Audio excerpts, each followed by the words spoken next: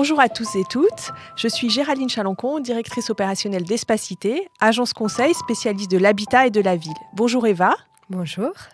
Eva Simon, vous êtes à la fois ingénieure du corps des ponts, des eaux et des forêts et chercheuse en sciences sociales. À la fin de vos études à Polytechnique, vous avez fait le choix de vous orienter vers les questions de la ville et du logement. Vous avez décidé d'aller vers la recherche et vous avez rédigé une thèse en sciences politiques sur l'action publique relative aux copropriétés dégradées. Vous avez soutenu votre thèse en 2017 à partir de travaux de terrain sur les villes de Lyon, Marseille et Grenoble. Depuis 2020, vous travaillez au sein du PUCA, Plan Urbanisme, Construction, Architecture. Donc, c'est une agence interministérielle indépendante qui a pour but de faire progresser les connaissances sur les territoires et sur la ville et d'éclairer aussi l'action publique. C'est une agence qui initie un certain nombre de programmes de recherche-action, d'expérimentation sur les enjeux d'habitat, d'architecture, d'urbanisme et d'aménagement. Au sein du PUCA, vous êtes responsable de programmes de recherche, en particulier sur les copropriétés, qui est donc le sujet fil rouge de votre parcours professionnel et dont nous allons parler aujourd'hui. La copropriété, cela représente 11 millions de logements en France. C'est un logement sur 3.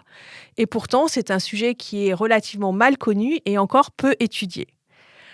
Au sein de l'agence Espacité, aujourd'hui, nous le voyons dans nos missions, c'est un sujet qui prend une place de plus en plus importante, notamment dans les politiques publiques.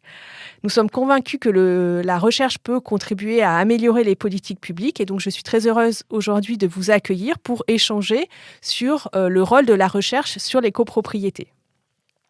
Nous allons d'abord nous intéresser à ce qu'est la copropriété, puis aux travaux qui sont aujourd'hui menés sur ce sujet-là, avant de voir en quoi cela peut inspirer les politiques publiques.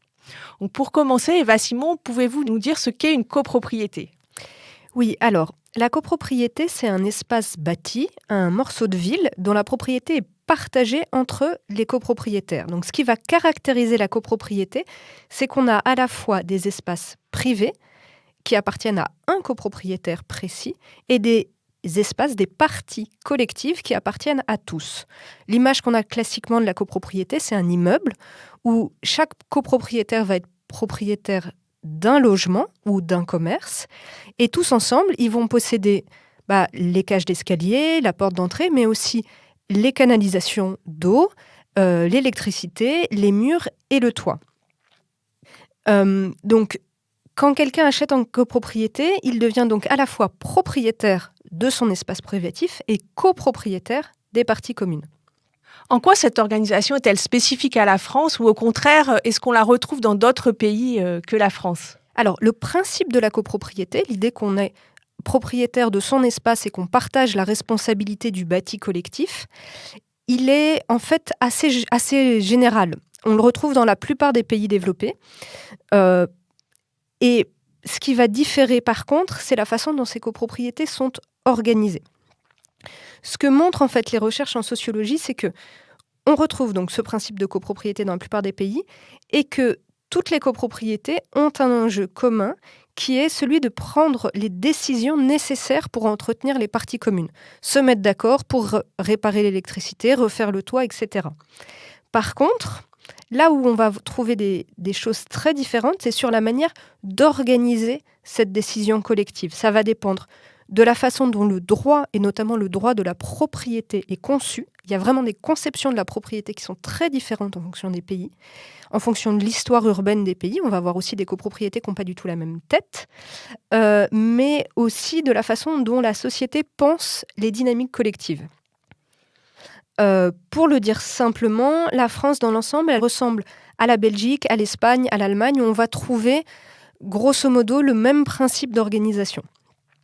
Pour donner deux exemples très différents, aux États-Unis, déjà on est dans un droit anglo-saxon, où la propriété n'est pas conçue de la même manière, et par ailleurs, la loi donne très peu de principes directifs sur les copropriétés. En pratique, en fait, chaque copropriété a son règlement, elle fait, entre guillemets, sa loi.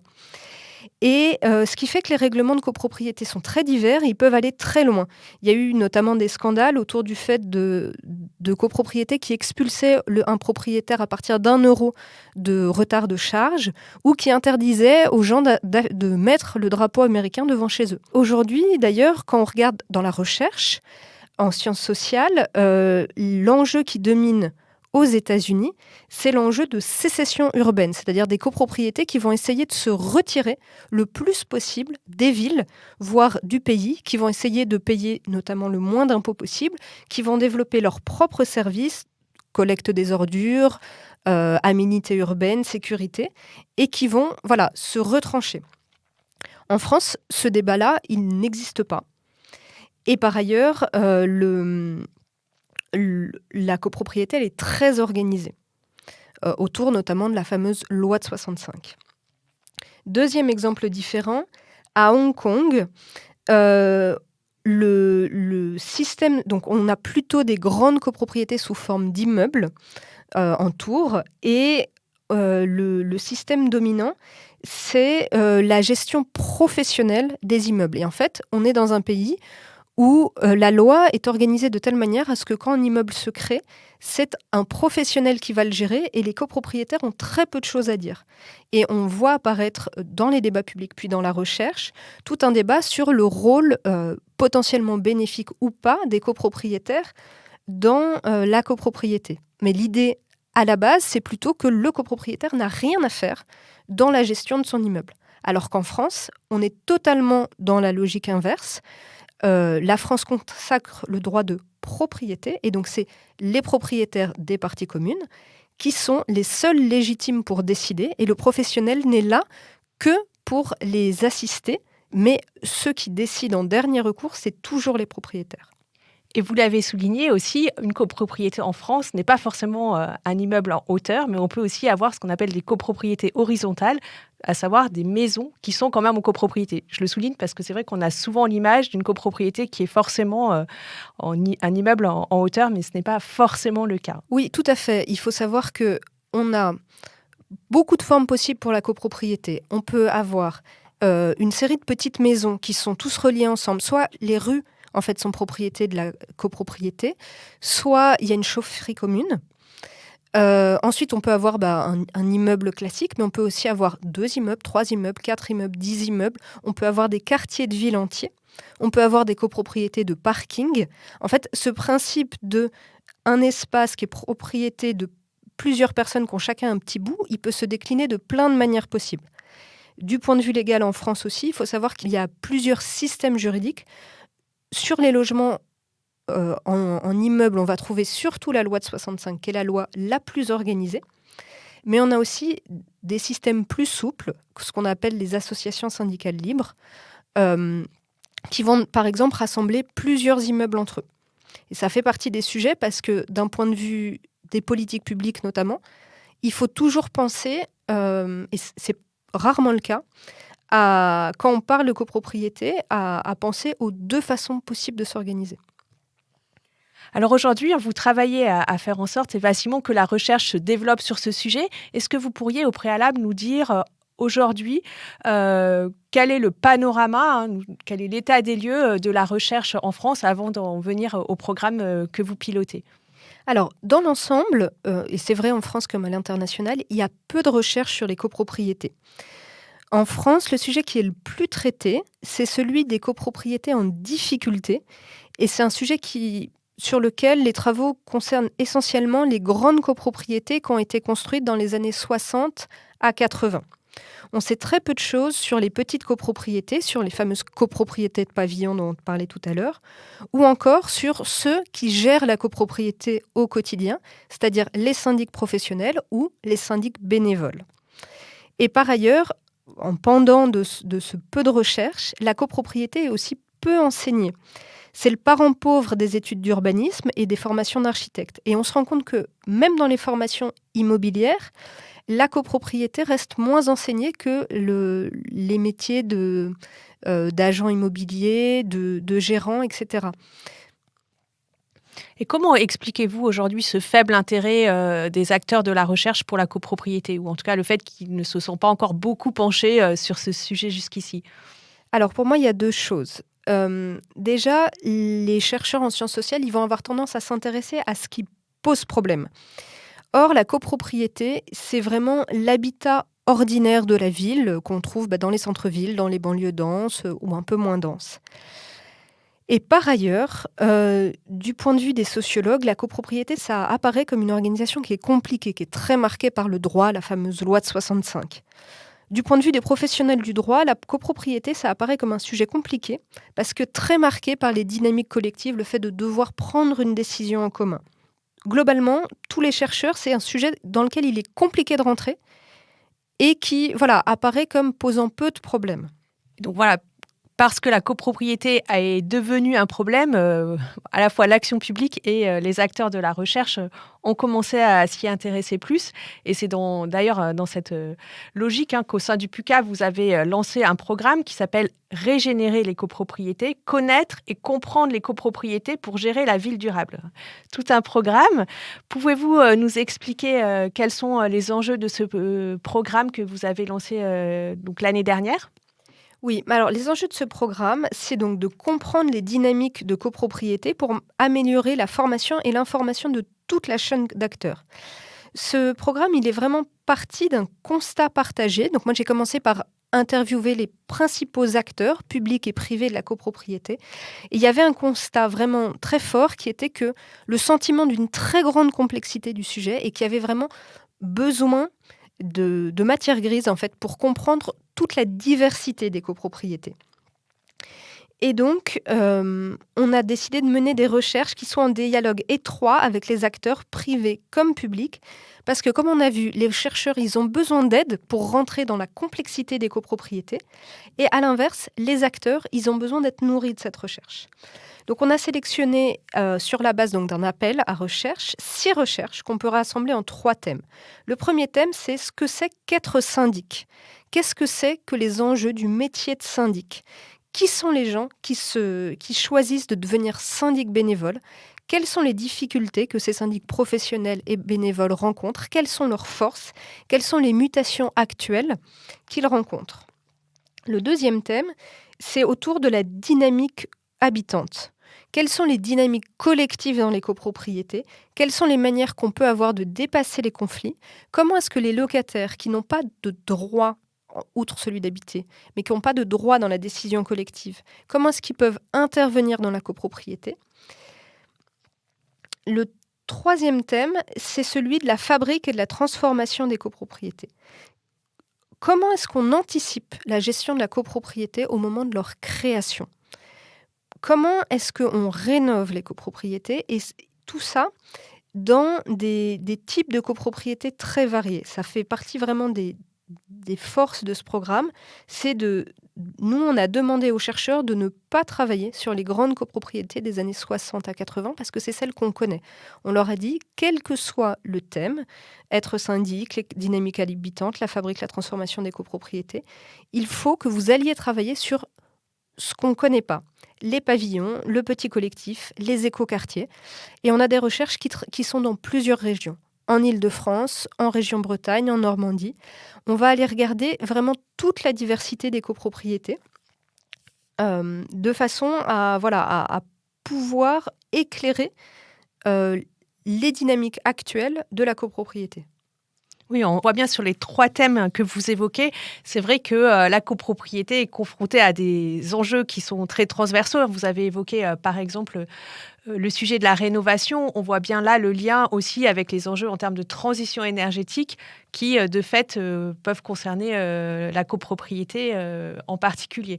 Donc ça fait partie des sujets sur lesquels vous allez travailler dans le programme ou qui sont aussi réfléchis par ailleurs. Alors, sur la transition énergétique, paradoxalement, la décision de travaux, ça fait partie des sujets qui sont plutôt bien enquêtés. Mais ce qu'on sait aussi, c'est qu'au moment où c'est important que les travaux soient votés.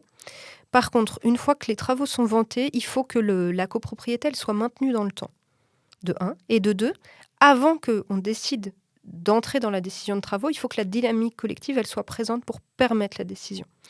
Et donc, on ne travaille pas directement sur ce choix de rénovation parce que c'est ce qu'on connaît le mieux.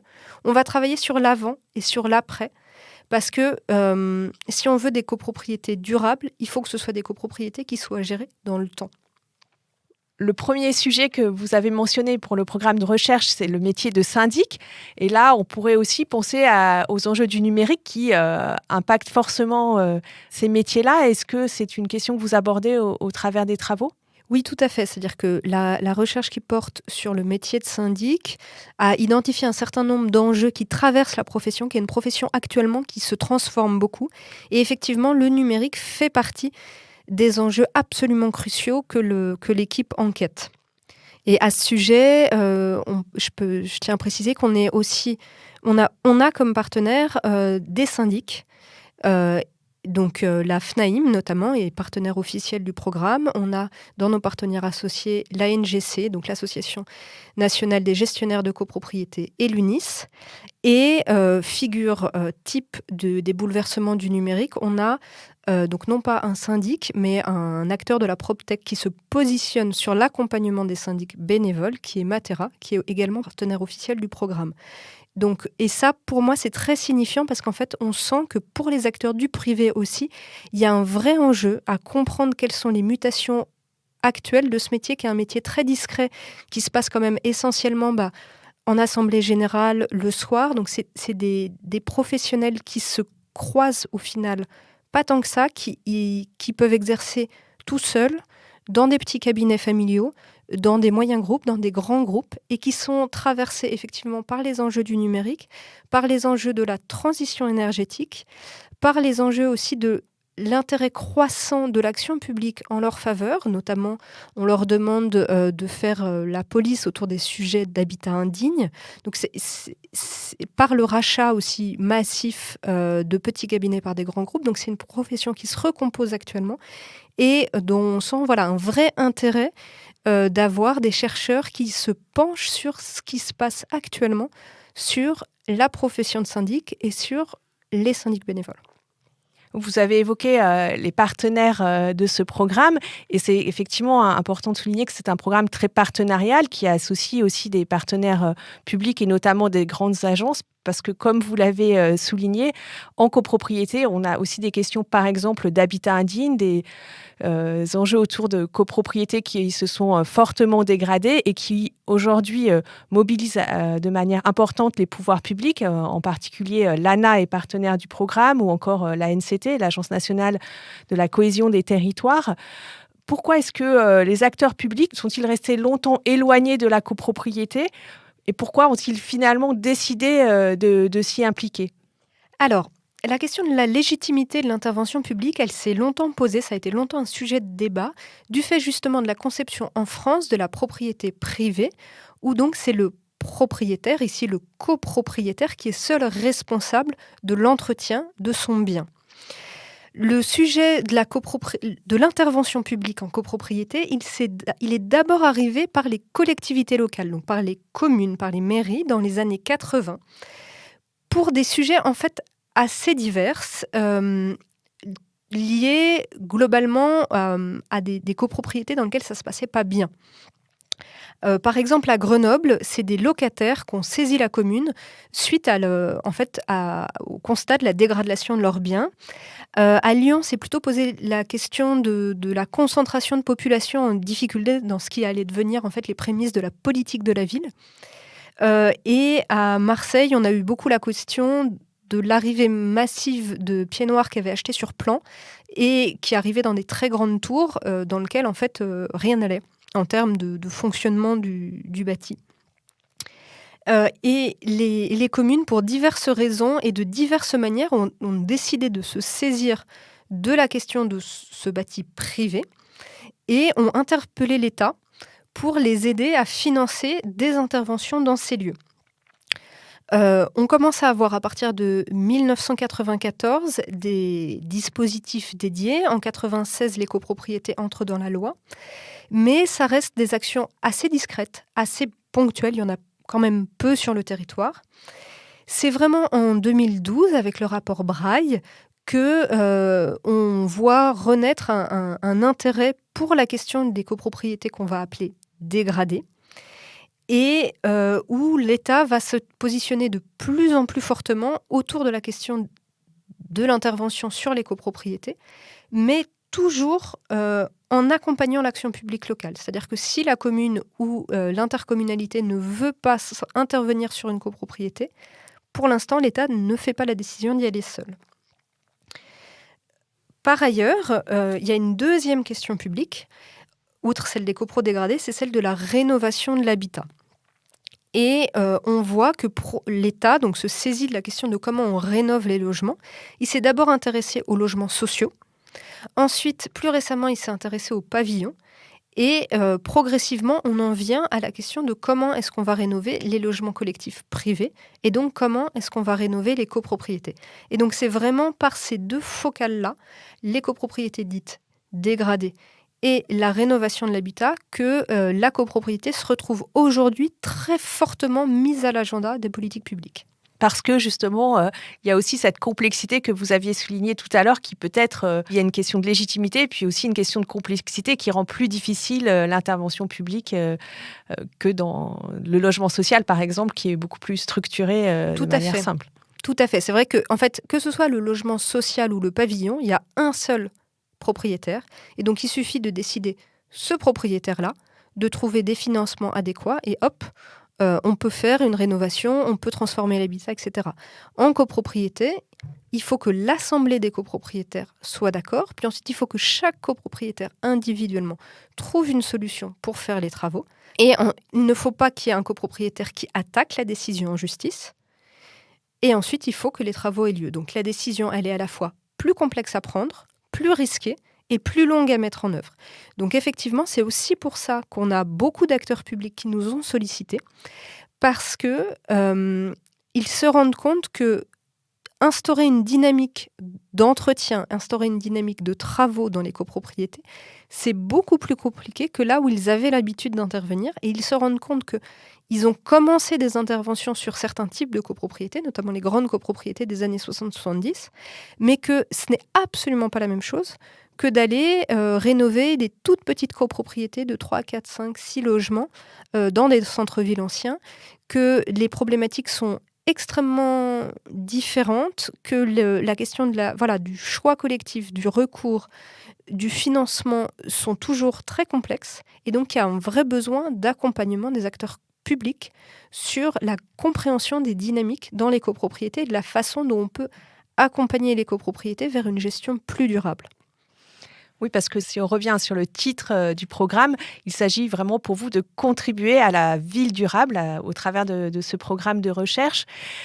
Quels sont pour vous aujourd'hui les grands enjeux sur lesquels l'action publique doit s'intéresser, doit poursuivre son action pour justement contribuer à construire cette ville durable dans la durée, comme cela est inclus dans votre titre? Alors, la copropriété, déjà, la première chose, c'est qu'il faut y penser. C'est-à-dire qu'une ville de demain durable, c'est une ville de demain qui est gérée au quotidien. Et ça veut dire qu'il faut penser systématiquement la gestion de la copropriété dès la conception des bâtis, dès la conception de programmes de rénovation qui incluent de nouveaux équipements, et tout au long de la vie de la copropriété. Donc, à mon sens, il y a 3 enjeux très fort actuellement autour de la copropriété. Le premier, c'est l'enjeu de la formation et de l'encapacitation des copropriétaires. À partir du moment où ce sont les copropriétaires qui sont légitimes à décider de l'entretien de leur patrimoine, il faut qu'ils soient formés et qu'ils soient capables de décider collectivement du devenir de leurs biens. Comment est-ce que, par exemple, on peut agir sur ça ? Là, ça fait partie un peu des sujets sur lesquels on travaille concrètement en termes de recherche. Ce qui se développe actuellement, c'est tous les métiers d'accompagnateur de copropriété. Moi, je pense qu'il y a aussi beaucoup de choses à voir autour des sujets de formation. Dans nos programmes de recherche, il y a notamment une réflexion sur est-ce qu'on peut valider les acquis qu'on acquiert en étant en conseil syndical dans la vie professionnelle ? Est-ce qu'on peut avoir une VAE de la copropriété ?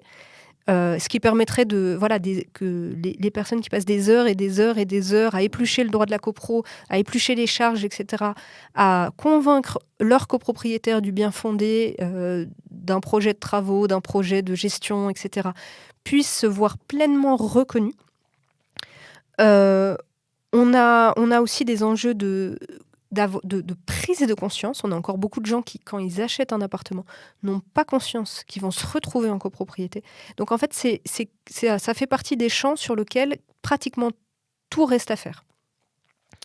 Donc ça, c'est le premier enjeu. Le deuxième enjeu, on en a parlé, c'est l'enjeu donc de la rénovation énergétique, de la transformation du bâti vers quelque chose de plus écologique.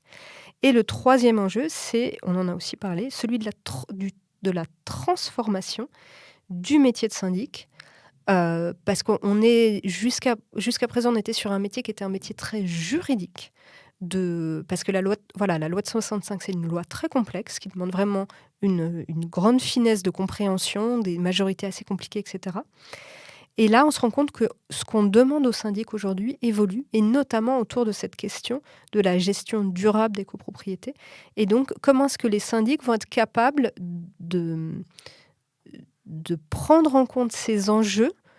Comment est-ce qu'on va pouvoir former des gens qui ne soient pas seulement des spécialistes du droit, mais qui soient aussi capables d'anticiper ces notions sur le long terme? Il y a probablement des formations hybrides, droit bâti et dynamique collective à penser, et qui restent encore là aussi largement à explorer. Pour l'instant, on a d'un côté les architectes, de l'autre les syndics, et troisième bout qui n'existe pas vraiment, les spécialistes des dynamiques collectives. Enfin, qui existent mais qui sont rares.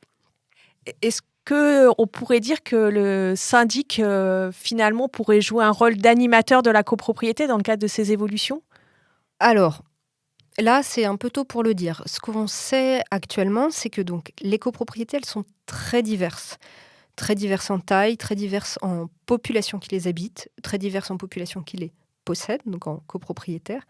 Et donc, la réponse, elle sera sans doute plurielle. Le syndic, il joue déjà un rôle d'animateur dans beaucoup de copropriétés. Il ne joue pas le même rôle dans toutes les copropriétés. Et selon les types de copropriétés, il y a probablement des fois où l'enjeu, ça va être d'articuler tous les acteurs entre eux. Il y en a d'autres où peut-être qu'un seul acteur devra tenir toutes les compétences à la fois. Là, pour le coup, ça fait partie des questions sur lesquelles ce n'est pas possible, étant donné les recherches existantes, de répondre, parce qu'on ne sait pas ce que c'est que le métier de syndic aujourd'hui.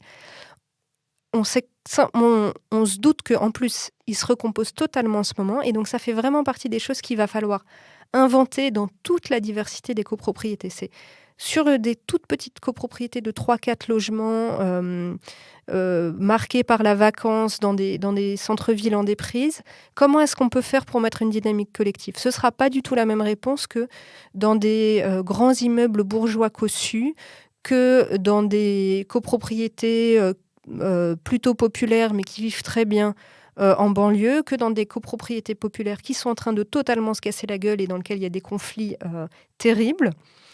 Là, pour le coup, la diversité des copropriétés étant très grande, la question de quel acteur est capable d'enclencher une dynamique de ville durable, avec quel partenariat, ça fait vraiment partie des questions sur lesquelles on a besoin de travailler, on a besoin de réfléchir, et c'est aussi pour ça qu'on a besoin de 6 recherches qui vont aller explorer un peu toutes les facettes pour pouvoir anticiper la ville durable dans toute sa complexité. Dans cette notion d'anticipation, notamment, vous réfléchissez à ce que cette dynamique collective, dont vous montrez bien l'importance, elle soit le plus tôt possible. On pourrait du coup essayer aussi de voir en quoi faire le lien entre tout ce qui se développe autour de l'implication des habitants en amont des programmes, avant même la construction de l'immeuble, et ensuite la dynamique collective dans sa gestion. Oui, on a 2 programmes de recherche qui s'intéressent vraiment aux copropriétés toutes nouvelles. Une autour des écoquartiers, avec à la fois les sujets d'un écoquartier, je dirais, modèle, et des écoquartiers ordinaires, et l'autre sur la ville ordinaire, qui s'intéresse effectivement à comment est-ce qu'on lance une copropriété, comment est-ce qu'elle démarre en fait. Et cet enjeu, il est absolument crucial. On a l'intuition que effectivement, une copropriété qui arrive à partir dans de bonnes conditions est une copropriété qui va être plus durable. Mais cela reste à explorer. La question aussi du locataire fait partie des sujets sur lesquels on a vraiment besoin de réflexion. Pour l'instant, dans la loi, le rôle du locataire, c'est pratiquement rien. Il a le droit d'habiter et il a le devoir de payer ses charges. Est-ce que les locataires ont un rôle à jouer dans la dynamique ? sans doute, lequel. Toutes ces questions autour des dynamiques collectives, ça fait vraiment partie des choses sur lesquelles on a besoin d'être outillé pour pouvoir ensuite réfléchir à comment on peut y améliorer. Oui, d'ailleurs, cette question de la place du locataire renvoie aussi à la place des propriétaires bailleurs qui, parfois, on peut l'entendre, sont perçus comme des acteurs moins impliqués dans la copropriété. Donc, c'est aussi certainement un sujet de réflexion et d'approfondissement sur la place du locataire, du propriétaire bailleur et du propriétaire occupant qui est forcément différente puisque tous n'y habitent pas. Tout à fait. Et si on a effectivement la figure du copropriétaire occupant, c'est la figure simple, mais on se rend compte que dans les dynamiques collectives, ça va beaucoup plus loin. Et que notamment, moi j'ai souvenir sur mes terrains d'enfants de copropriétaires qui étaient très engagés, qui maîtrisaient très bien les rouages de la copropriété et qui se retrouvaient mis dehors en fait à chaque assemblée générale, à chaque entrevue avec la maire, etc., parce qu'ils n'avaient pas le titre de propriété et donc, d'après la loi de 65, ils n'avaient aucun droit. Et donc, effectivement, on voit que, pour l'instant, en tout cas, la loi, elle consacre le droit du propriétaire. Et par ailleurs, on a la dynamique collective de ceux qui sont là, de ceux qui se sentent concernés par la copropriété, et ce n'est pas la même chose. Et la question de comment est-ce qu'on peut concilier ces dynamiques habitantes et le droit, ça fait partie des vrais sujets sur lesquels je pense qu'il y a encore beaucoup de choses à réfléchir, à imaginer et à améliorer. Merci beaucoup, Eva. On voit bien que le sujet de la copropriété, finalement, quand on tire le fil, renvoie à de très nombreux enjeux de société. Et par exemple, vous venez de l'évoquer, la question du vieillissement, qui est un sujet très important dans les politiques de l'habitat aujourd'hui. Pour conclure, comme il est de tradition dans les podcasts d'Espacité, si vous deviez faire le mur pour une cause, quelle serait cette cause ? Alors moi, si je devais faire le mur pour une cause, c'est pour qu'on parle de copropriété. Pour qu'on parle de gestion dans tous les cours, sur le projet urbain, dans tous les projets d'écoquartier ou de ZAC, qu'on se demande à chaque fois qu'on crée un immeuble collectif, qui est-ce qui va vérifier que la canalisation d'eau est entretenue ? Qui est-ce qui va s'occuper de prévoir les gros travaux ? Comment est-ce qu'on fait le jour venu pour que tout le monde accepte qu'il y ait des travaux à faire, qu'il y ait une dynamique. Je trouve ça vraiment très choquant, très dommage que aujourd'hui encore, on puisse penser écoquartier sans se poser la question de « Ok, mais le jour où il y a une fuite d'eau, qui est-ce qui va s'en occuper et comment est-ce qu'on fait pour que ça se passe bien, pour que les espaces y soient vécus et qu'ils soient entretenus ?» Et en fait, ce sujet du vécu, de l'entretien, de bien vivre, si on ne parle pas de la copro, on loupe totalement une dimension qui est absolument essentielle et qui est en fait encore aujourd'hui pas enseignée et pas abordée. Et on peut encore voir des projets qui sont mis en avant comme étant très performants et sur lesquels on ne va pas du tout se poser la question, mais ok, mais comment est-ce qu'au jour le jour, on gère les dégâts des eaux, comment est-ce qu'au jour le jour, on s'arrange pour qu'il y ait une bonne ambiance. Et la question de la gestion, il faut vraiment qu'on y pense au quotidien parce que sinon, on ne pourra pas concevoir la ville durable. Donc, merci beaucoup Eva Simon pour cet échange très riche. Merci à nos auditeurs et à nos auditrices également pour leur écoute. Nous pouvons émettre le souhait qu'ils contribuent à votre cause en connaissant mieux la copropriété, en parlant autour d'eux. Et puis à bientôt pour un prochain podcast Faire les murs par Espacité.